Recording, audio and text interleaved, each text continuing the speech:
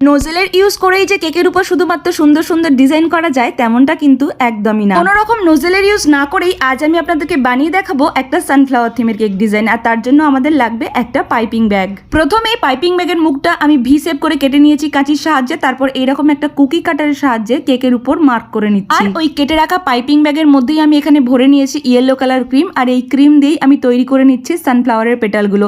এখানে কোনো রকম নোজেল ছাড়াই একটা পাইপিং ব্যাগের হেল্প নিয়ে কত সুন্দরভাবে কিন্তু সানফ্লাওয়ার পেটালগুলো তৈরি করা যাচ্ছে। কিন্তু একটা কথা এখানে মাথায় রাখতে হবে, ক্রিমটা খুব বেশি হার্ড হলে হবে না, ক্রিমটা একটু সফট রাখতে হবে, তবেই কিন্তু সানফ্লাওয়ারের পেটালগুলো সুন্দরভাবে তৈরি হবে। আর সানফ্লাওয়ারের মাঝের অংশটা ফিল আপ করার জন্য আমি এখানে ইউজ করছি চকলেট গানাশ। ওই একই পাইপিং ব্যাগের সাহায্যে গ্রিন কালার ক্রিম দিয়ে আমি এখানে পাতাগুলো তৈরি করে নিচ্ছি, আর কেকটাকে আরো অ্যাট্রাকটিভ দেখানোর জন্য এখানে আমি ইউজ করছি সুগার বল। কোনো রকম নোজেল ছাড়া আজকের এই সানফ্লাওয়ার থিমের কেকের ডিজাইনটা আপনাদের কেমন লেগেছে জানাতে কিন্তু ভুলবেন না। দেখা হচ্ছে নেক্সট ভিডিওতে।